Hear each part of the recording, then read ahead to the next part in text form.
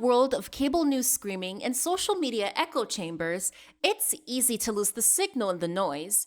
Every day, policy is debated, votes are cast, and your tax dollars are spent. We cut through the headlines to bring you the critical context you need, focusing on what's really going on in news and politics. Welcome to the Analytical Iowan Podcast. This is your daily dose of fact-driven politics. Let's analyze today's news. Here's Eric. We are back here on the Analytical Iowan Podcast. It is Friday, April 17th, as I am recording this. And getting to this a little later than I normally would like, but had to work later than anticipated. And it is what it is. Going to be getting into the news of the day. There's always stuff to talk about. Reminder that the video version of this podcast is now available over on Spotify. Lost my train of thought there for a second. So that is something to keep an eye out for if you like the video version, if you prefer Spotify over YouTube. Working on keeping that updated a little better. Had a little issues with my app uploading everything appropriately. So I sent that in. I sent yesterday's podcast. I had to reset it all up and get it posted. It should be up actually as I'm recording this. It should be in the middle of that upload, so hopefully it's finished by the time this one goes up. And I thank everybody who takes the time to watch this, daily or as close to daily as I get the podcasts up there. I was just looking real quick to see how mine did. And it's about 20 a day right now over on YouTube. Working at being better about being a daily show. Unlike some people, unfortunately, I do have to work.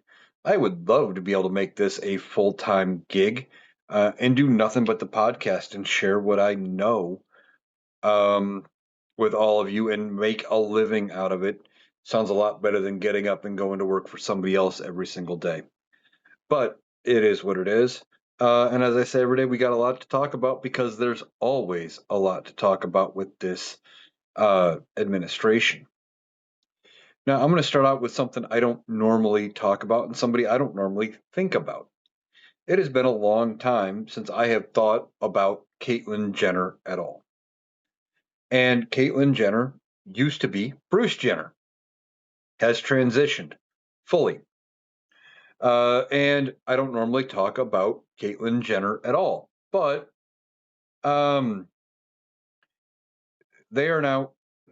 she is now in the news. And why? Well, because and Caitlyn Jenner is a Trump supporter. But because of a Trump backed policy, cannot travel internationally anymore. This is from Newsweek. Caitlyn Jenner, who is transgender, began publicly identifying as a woman in 2015. Told a conservative commentator how the policy has affected her personally. What can I do? This is a safety factor. I can't travel internationally anymore. I can't use my passport. She described having the sex marker M on her passport as a big problem, adding, I don't blame President Trump. I love him. She has appealed to Donald Trump for help. Now, here's the thing. This is a Trump era policy. Under Biden, they started allowing an X as a gender neutral possibility for gender on your passport, as well as allowing you to adjust it if you have transitioned. But Donald Trump ran on a campaign of getting rid of transgender everything, including, he just mentioned it again Monday during this debacle of a press conference or a press event he had with the DoorDash grandma, where he tried to goad her into saying, well, you don't agree with men and women's sports, do you? Things like that. Donald Trump ran on this policy. He does not, or he doesn't understand anything transgender, doesn't want to understand. He's scared of it. Now, some of the Trump supporters are going to say Donald Trump's not scared of anything. Well, yeah, he is. Because people who are scared of things they don't understand, like transgender folk, um, they end up uh, doing everything they can to ban it, to push against it, to make it so it doesn't exist. They want it put back into a little corner, into a closet, and to forget about it because they don't understand and they don't want to learn. Well, Donald Trump's policy of not allowing transitioned gender identification or gender neutral gender identification on passports has now bit a Trump supporter in the ass. Caitlyn Jenner cannot travel internationally because, by appearances and after transitioning, she is a woman. But when she gets her passport and she shows it, it's going to say male. There's a problem there. And there's going to be questions almost at every uh, customs checkpoint and things like that when they go to look to see who's coming into the country. They're going to see this woman, Caitlyn Jenner, and they're going to question why the passport says male.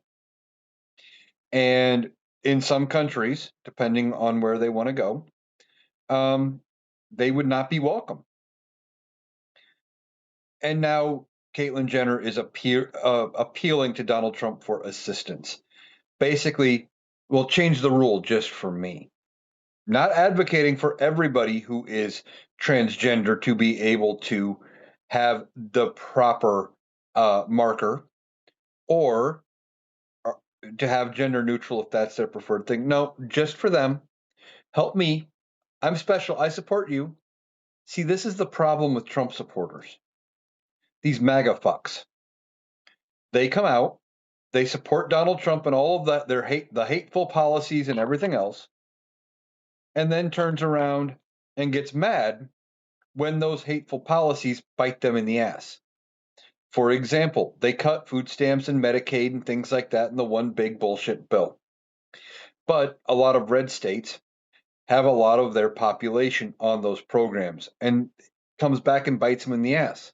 But see what they thought would happen because they listened to dipshits like Donald Trump. They thought it was only going to be the immigrants. They thought it was only going to be the brown people. They thought it was only going to maybe be the African Americans. All those people. They're not going to get their food stamps because they don't deserve it. This goes back to the 80s. There was the story in the 80s that they kept pointing out, and I want to make sure I get this right here.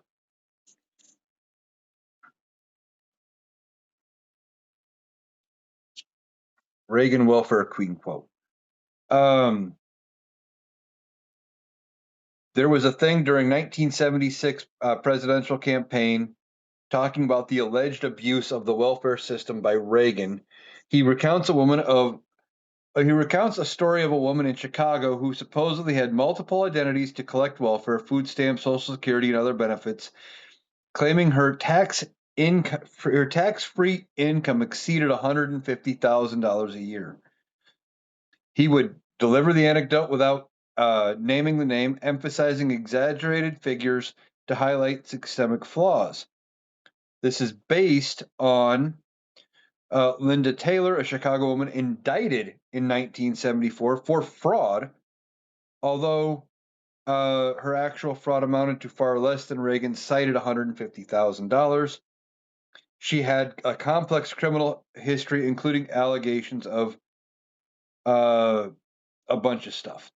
So it was based on one person, but that person had been caught and charged. But see, they make you believe that the outlying case that did get caught and did get charged is um the reality. And just for curiosity, what did he say? $150,000. To put it into today's money, $150,000 in 1976 would be worth $870,000 today with that much buying power. That was the story he was claiming way back then. It is just ridiculous how far things have fallen here in this country. Um, but anyway, they want you to believe that the rules are, that the outlier is the actual problem. They hear about stories of people who are abusing the welfare system or the food stamp system. And I know people who have done it. I know people who I have seen it myself. Um, but because you've seen it, there are a lot of people that think that is the majority of people on the programs. And that's not the case. There are a lot of people who can't survive without it and just are grateful for what they do get. Now, we've talked a lot about food stamps and welfare and things like that in the past. And one of the things I like to bring up whenever I'm talking about it is I've had coworkers who were on the programs and they were working part time. Now, what uh, MAGA and the Republicans don't understand, okay, is I'll bring up, for example, one of my coworkers. He would know when his review was coming due, and you need about a month of pay stubs, month and a half, whatever the number was. And he'd say, "Hey, my 6 month review is coming up. I need to work fewer hours for the next so many weeks, so my pay stubs are lower, so I still qualify." And they'd say, "Well, see, that's proof of fraud." But here's the thing: the amount of money that he was talking about where he wouldn't qualify for if he worked his full hours was not equal to what he was receiving in benefits. So if he didn't work, and when I say working less hours, he was working 28 hours a week is what he was scheduled. And sometimes he'd go as high as 32, but he'd want to make sure he was capped at like 24, that he could, and he was only making $8 an hour or something like that. We're not talking about high dollars here. Um, but what he was trying to do was make sure that when it did come up, that he had enough money, because he was getting, for him and his wife, like, I think it was $300 in food stamps a month plus other benefits, etc. And none of it equated to the difference in hourly wage. He was making $8 an hour. We're talking 4 weeks, and he was talking about working 6 hours less. So 24 times 8, we're talking not even $200 before they took it taxes out of his income and all other things like that. It was not offsetting the full amount that he was getting in any sort of benefit. It was just, if he did get those benefits, it was going to bite him in the ass. Or if he did get work the extra hours, it was going to bite him in the ass. He was going to end up losing a lot of money because his insurance would have gone. Because the place we were working at together, they were very strict on not getting and not giving anybody benefits. At least they were at the time. I haven't been there in quite a while, so I don't know how they are now. But at the time, it was one of those things where if you got your benefits, you'd better hold on to them because you would not get them back. And, I knew people who had been working there a decade and was still part time. Now, for the longest time, they were able to at least work full time hours, the 40-hour work weeks. And that kind of offset not having the insurance and all of the rest of it. But it didn't work out all of it. And that's the problem, right? These companies don't want to pay livable wages. They want to make it so that everybody has to suffer. Why? All about maximizing their profits, making more money for them, more money for the shareholders, etc. It's not about helping people. It's not about being a great company to work for or anything like that. It is about putting more money in their pockets on the backs of their employees. Could they have afforded to pay people more? Yeah. Could they have afforded to give more people insurance? And not everybody, but more? Yeah. Because in like the time frame that I worked for this company, and I worked for them in multiple locations, but thinking specifically about the last location I worked at, our profits had only increased. And in the time frame that I worked there, we had lost like 15 benefited employees that had quit, retired, or what have you, that were never replaced. They were just gone. So if somebody disappeared because, oh, well, sometimes it was a restructure. Yeah, we're getting rid of this position because of, um, we don't think we need this position anymore. So we're going to do away with that title the minute somebody uh, retires from it. Okay, so that person's gone. And it just keeps going down the line. And then they don't hire for those job titles again and just make other people pick up the slack. And that's a problem we have with this country. All right, moving on. Well, going back to where I started with all that was with Caitlyn Jenner. It's just these people, um, they vote for these policies, but when they turn around and they get bit in the ass by the same policies they support, they don't understand it. They don't know why they got bit in the ass because, like I said, they um, uh, keep saying that, well, it's got to be somebody else that's causing the problems, right? Now, going back, I mentioned the DoorDash grandma stunt, okay? And this came out. You guys might find this interesting. I know I did.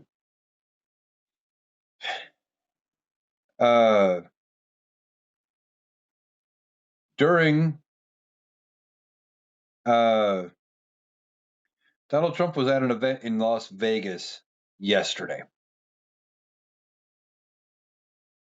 and they were taught he was talking specifically about the DoorDash grandma stunt, where this woman, if you don't know what I'm talking about, Monday, she shows up to the White House wearing a DoorDash grandma shirt, carrying bags of delivered McDonald's, like she had just DoorDashed to McDonald's, and she was there to talk about no tax on tips. And that was the whole point. It was trying to spin up public sentiment in favor of Donald Trump and no tax on tips. Okay. Well, uh, apparently, um,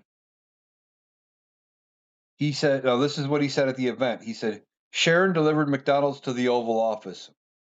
Was a bit, I mean, to be honest, a little tacky. They come up with these crazy ideas." Now, the whole thing was to, like I said, to promote the no tax on tips thing.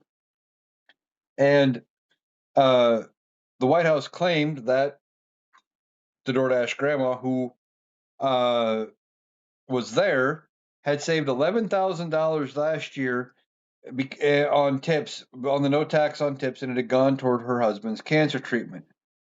However, it was, this is all from HuffPost. However, it was quickly ridiculed online, with some calling it disingenuous. Clips cited by CBS News of Simmons resurfaced, showing her advocating no tax on tips. a GOP at hearings, a GOP lawmakers video said in on Fox News. Trump himself joked to the reporters, "This doesn't look staged." Um,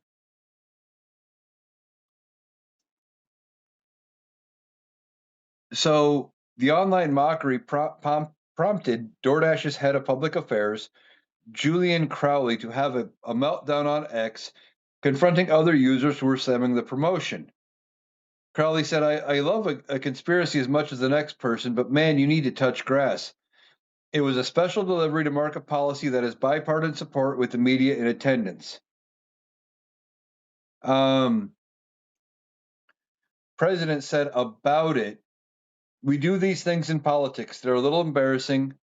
They're a little tiny embarrassing, but we do them, and you win by landslides. Now, see, that's typical Donald Trump. Okay. First of all, he's kind of saying, well, they came up with the idea. He's going to put the blame on somebody else. He can't be wrong. It's always somebody else's fault. But the weird thing here is that he admitted that it was embarrassing because that's not typical Donald Trump. Donald Trump doesn't ever admit that he did anything wrong, or he rarely admits to being embarrassed because that's not Donald Trump. That's not how a narcissist acts. But see, this thing blew up. This thing kind of backfired. He expected it all to work out. Oh man, isn't it great? We had this DoorDasher. She was delivering food to the White House. Oh, look at how great. Oh, we're going to talk about no tax on tips. And everyone just to go, oh yeah, this is perfectly normal. And that's not what happened. People went, what the fuck? I mean, they brought this woman from Arkansas to DC to do this delivery. Okay, and apparently, now because of this lady with DoorDash that I was just talking about, this Crowley, it sounds like DoorDash was completely on board. Now, I don't know if this has affected DoorDash's stock price.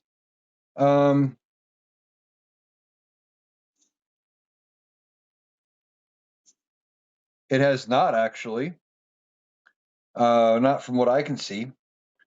But the whole thing is, it blew up in their face. The whole thing didn't work out nearly as well as what they had expected, what they had hoped, or anything. So Donald Trump says it's a little embarrassing.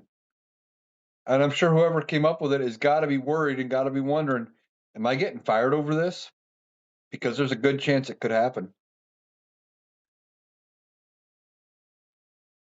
All right.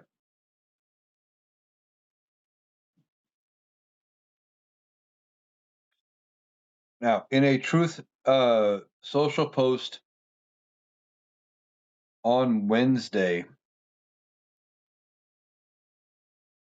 Donald Trump, I'm trying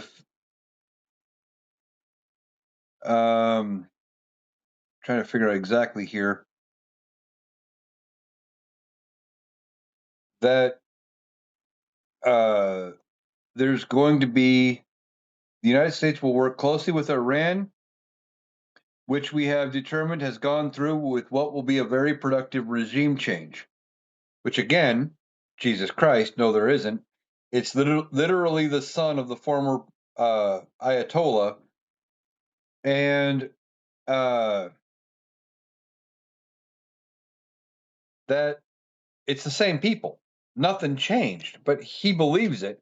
And maybe it's because they've been talking to Pakistan, and Pakistan has been the one trying to broker the peace, that maybe he believes Pakistan is now running Iran. I don't know. But he says there will be no enrichment of uranium, and the United States will, working with Iran, dig up and remove all of the deeply buried nuclear dust. It's now and has been under very exacting satellite surveillance. Space Force. Nothing has been touched from the date of the attack. We are and we will be taking tariff and sanction relief with Iran. or talking tariff and sanction relief with Iran. Many of the 15 points have already been agreed to. He also then chimed in and says that countries supplying Iran with weapons will be tariffed. But we know his tariffs aren't really a thing. Let's see here.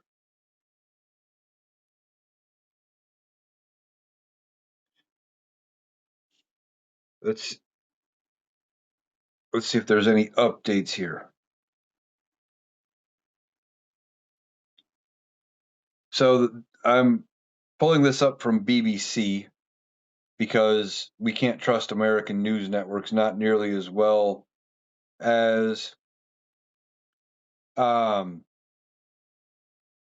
we can foreign networks right now. But President Trump and Iranian officials have said the Strait of Hormuz is open to all commercial vessels, although shipping firms say they remain cautious.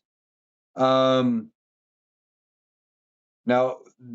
Iran is saying that it will be navigable while the Lebanon ceasefire was in place, but warning ships to use designated safe lanes. But Tehran warned it may retract this if Mr. Trump continued his threat to maintain a U.S. blockade on Iranian ports until a comprehensive peace deal is reached.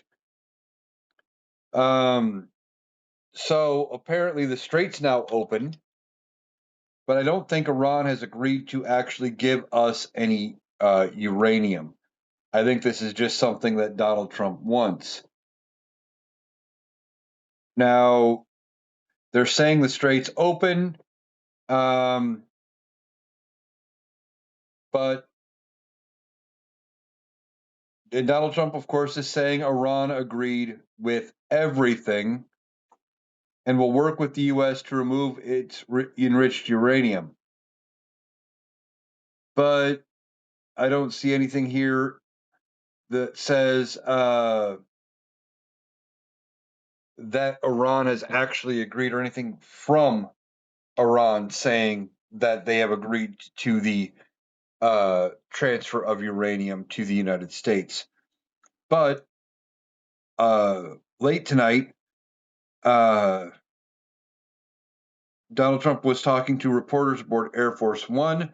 President Trump indicated that the U.S. blockade of Iranian ports will remain even if the current ceasefire deal expires next week.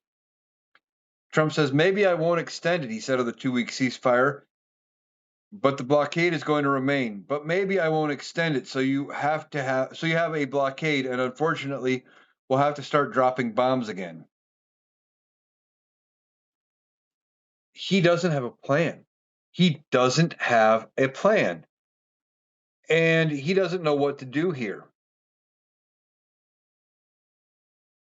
He doesn't know how to deal with any of it. He doesn't know how to get out of the Iran war.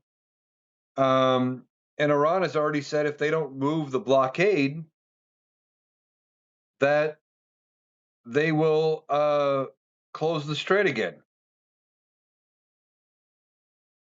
It's ridiculous. In fact, scrolling down here, now this is all from CBS, but Iran says enriched uranium not going to be transferred. Iran's foreign ministry on Friday said the country's stockpile of enriched uranium would not be transferred anywhere, denying a claim by President Trump that the Islamic Republic had agreed to hand it over. And oil prices are starting to plummet. During a phone interview with CBS, President Trump said the U.S. has not agreed to provide Iran with any money for the uranium. So not only does he think we're just going to get it, but and that he says it's going to be transported back to the United States. And I don't know where he's getting this. I don't know what the people around him, maybe are they telling him that is happening, because Iran is saying something entirely different. Iran is saying absolutely not, that no, it is not um, going to give us any uranium. So I don't know. I don't know what is being told to him. I don't know what he is seeing. Um, because Iran is publicly saying, no, we are not getting any uranium from them.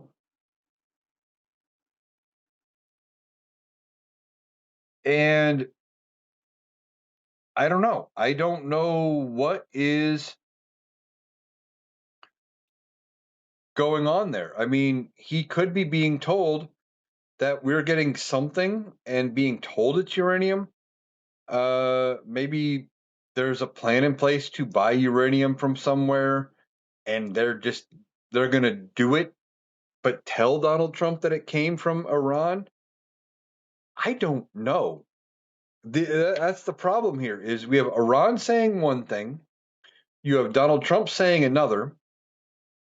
They don't uh, mesh at all, not even close. And um, then you have to figure out where the truth is, and the truth is somewhere in the middle. And it's very hard with this whole deal here. I mean, you've got Donald Trump, who's basically a toddler, who is uh, acting on whims and everything else. I'm looking up something here. Um, yeah, right here. This headline. I had this headline pulled up.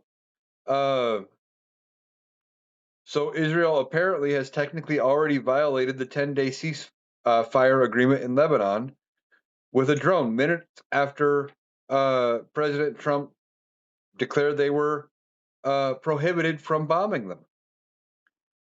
Basically, Donald Trump thought he could tell Israel what to do, and Israel said, "Yeah, uh, go get bent, go get bent." So this whole situation, they don't have a plan to get out of it, and Donald Trump is clearly not the one in control. All right, this comes from Raw Story. Uh, a White House reporter is now saying uh, that let's see, an unnamed source or unnamed sources plural, speaking to Salon columnist Brian Kareem, ex White House reporter, suggests that Trump is losing favor within the party. A source with ties to Senator John Thune's office told Kareem that a vote on such a matter is not at this time viable. They did not rule out a vote from happening either. Kareem wrote, if a vote could be taken by secret ballot today, many Republicans I've spoken to say Trump would likely be impeached, convicted, and removed from office. And after this week, there's the growing possibility that it could happen in full daylight with a roll call vote in the Senate.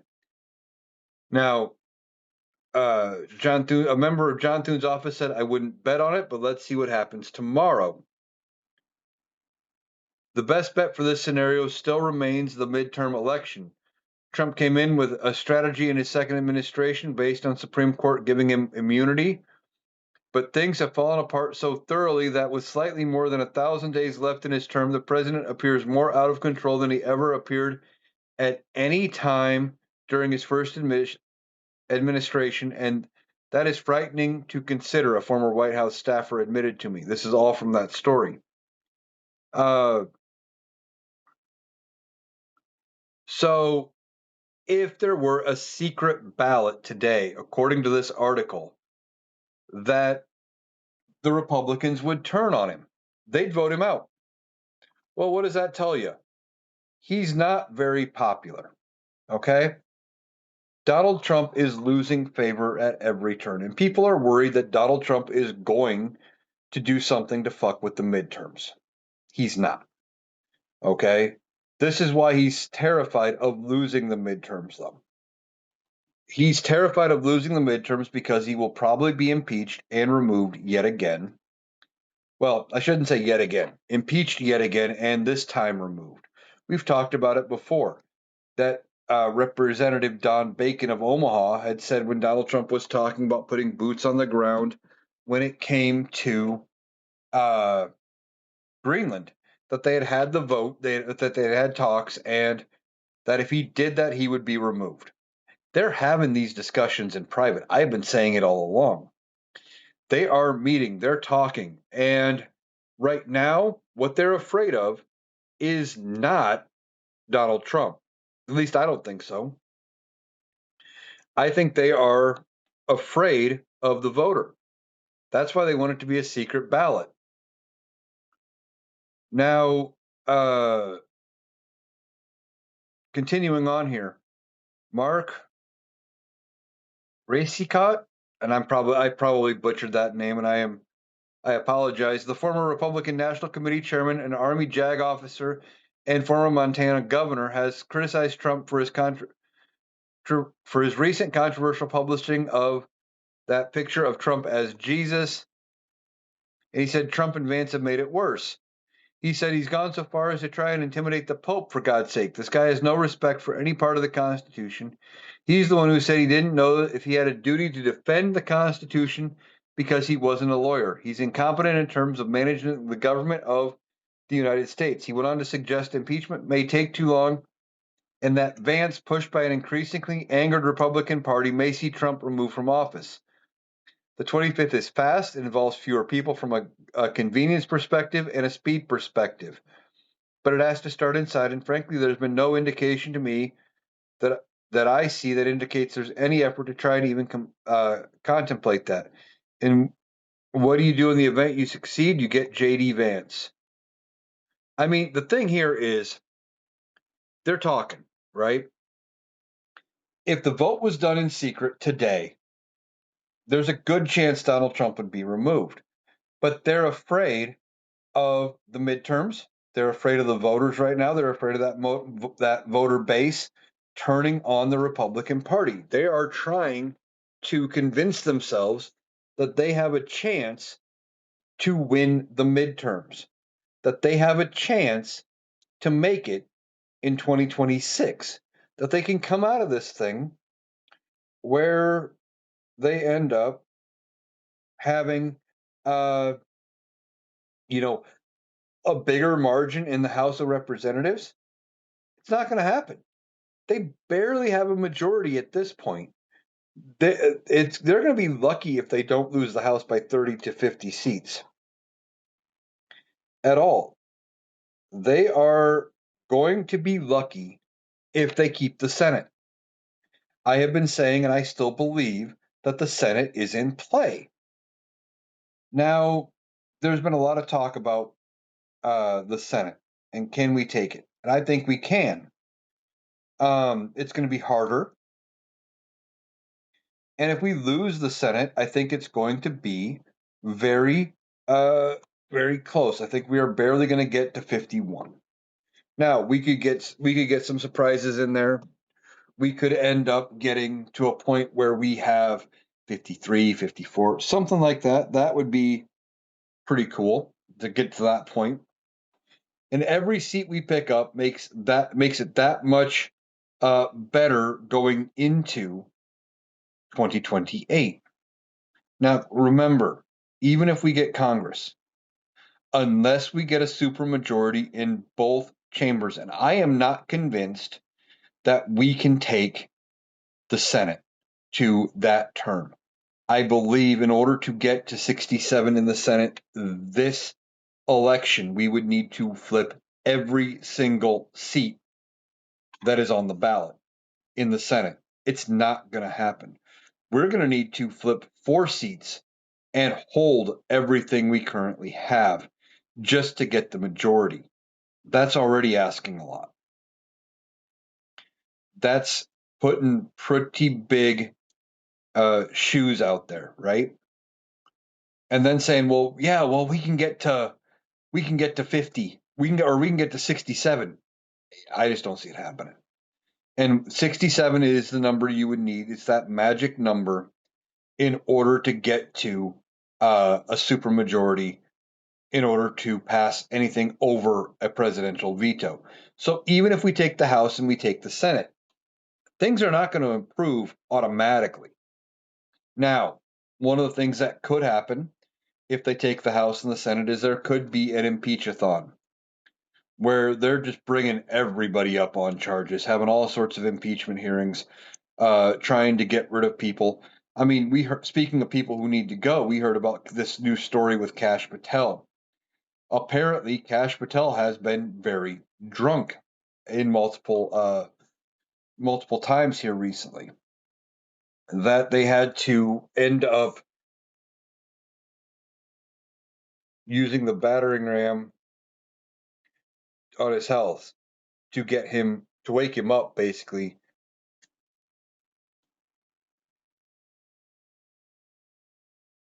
At least that's what I had read in one article. I'm trying to find it now again because it sounds so ridiculous. Um,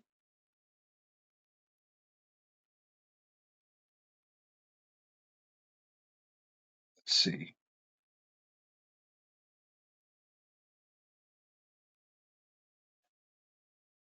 So apparently, he believed he had been removed from his post after encountering an internal login failure back in April 10th. He was trying to access a bureau computer system. Um, then he thought he was apparently just freaking out over it, and it was just a technical error.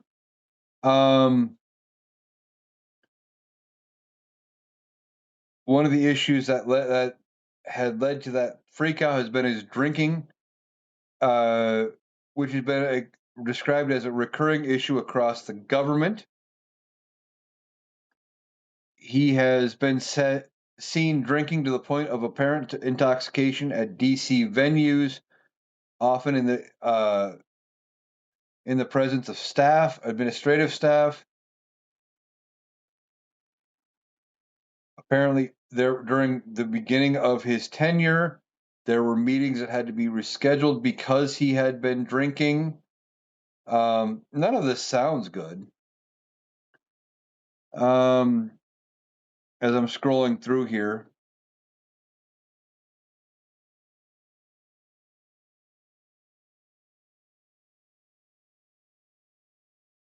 so yeah, the whole thing is Kash Patel, much like Pete Hegseth, has apparently a drinking problem, and these are the best of the best that Donald Trump puts out. Because remember, he said during his first term that he only appoints the best. Now, one thing we were talking about a little bit ago about the possibility of a secret vote, or if they would have a secret vote, that they would be willing to remove Donald Trump. One thing to consider if they are willing to remove Donald Trump is that we would have JD Vance. But see, the thing is, if we get JD Vance, while he could be worse on some levels, on others, he would be better.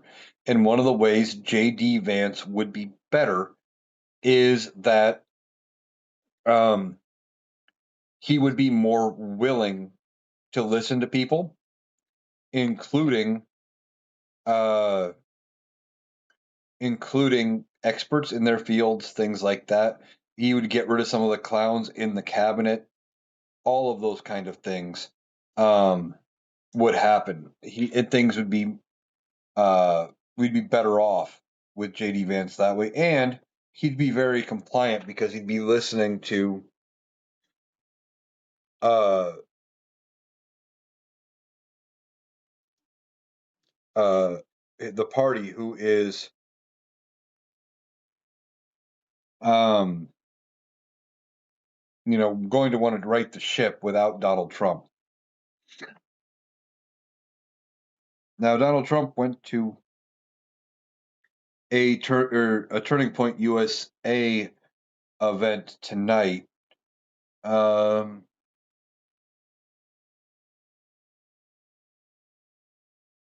looking here.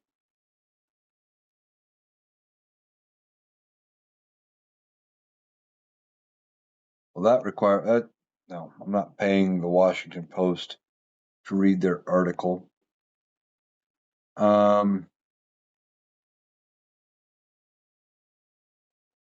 but he was in Phoenix apparently, and he was at a Turning Point USA event. So he gave shout outs to certain down ballot Republicans, but no endorsements, which is probably actually the smartest thing he has done.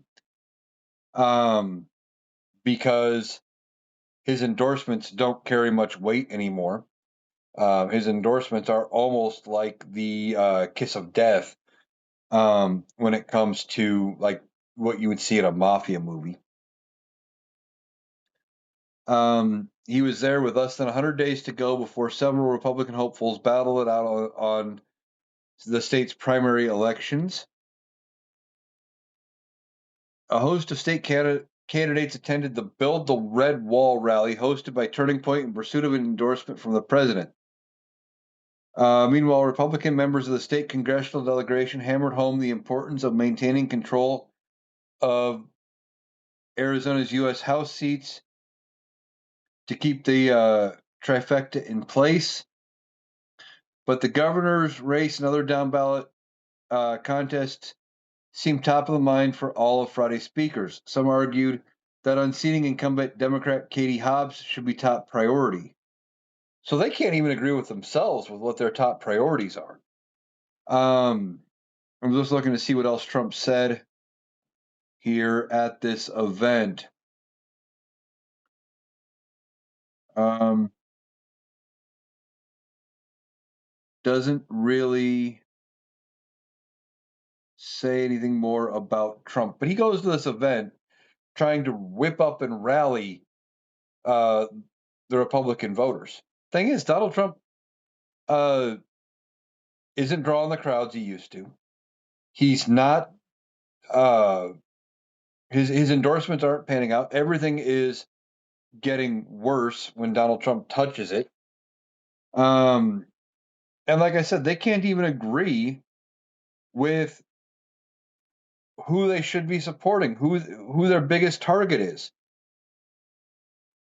They are um, fighting amongst themselves about all of this, all in a hope to get Donald Trump's endorsement, just because they think it's going to save them that 30% of the voting base, and it's not.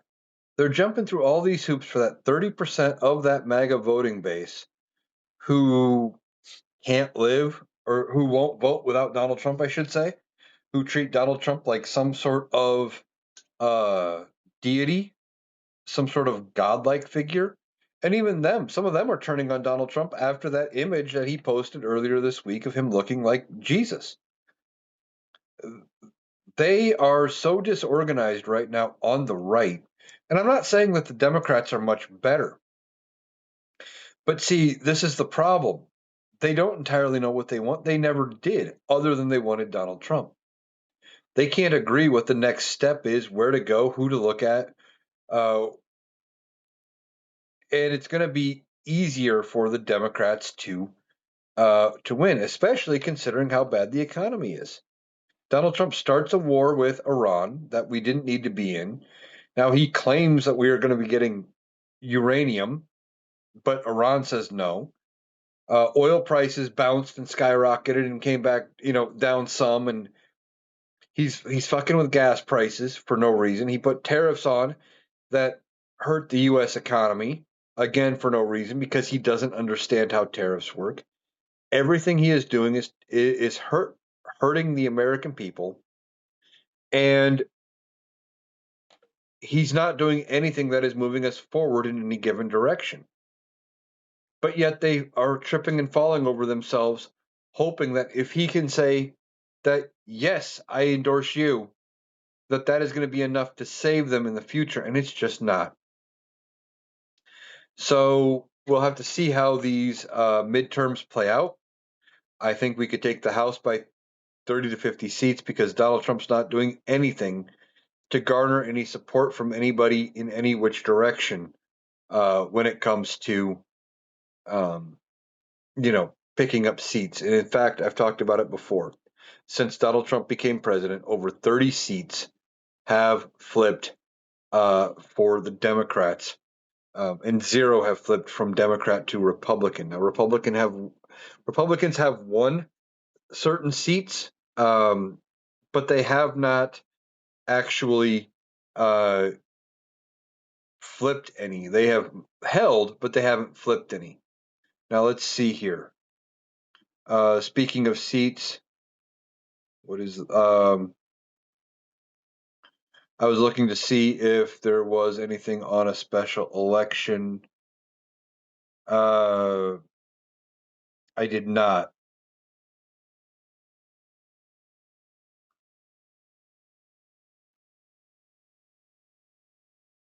Now this is interesting. I went to go look for something else, but this comes from Huffington Post, from HuffPost. This is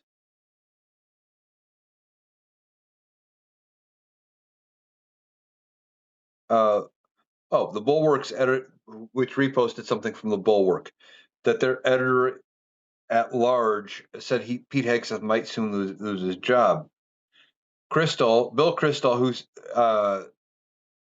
served in the administrations of Reagan and George H.W. Bush, forward Trump's announcement of a ceasefire between Lebanon and Israel amid the ongoing Iran war. The president gave shout-outs to J.D. Vance and Marco Rubio and chairman of the Joint Chiefs of Staff, Dean Cain, but did not mention Hegseth. And the fact that Hegseth was excluded, especially when he went to all that effort to rename, at least unofficially, the Department of Defense the Department of War, could mean that Hegseth days are actually numbered. And it would be a good thing. But if he doesn't get rid of Hegseth, if Donald Trump doesn't make it to the end of his term, like we've talked about, I guarantee you J.D. Vance would. So that was just interesting. All right, that is going to do it for today's episode of the Analytical Iowan podcast. I want to thank you for taking the time to join me today. I want to remind you that I am still looking for a guest if anybody wants to come on. Sit down and have a conversation. We're going to talk about news and politics. You can shoot me an email, analyticaliowan@gmail.com. Same thing with any of the questions you may have. Also, keep an eye out either on Saturday or Monday over on TikTok. I am probably going to do a TikTok live one of those 2 nights, which would be the following day's podcast. Enjoy doing the lives. You never know who you're going to talk to, who you're going to run into, and where the conversation is going to go. So I want to thank you for taking the time to join me today. I hope you have a great day, and I will be back tomorrow with another podcast.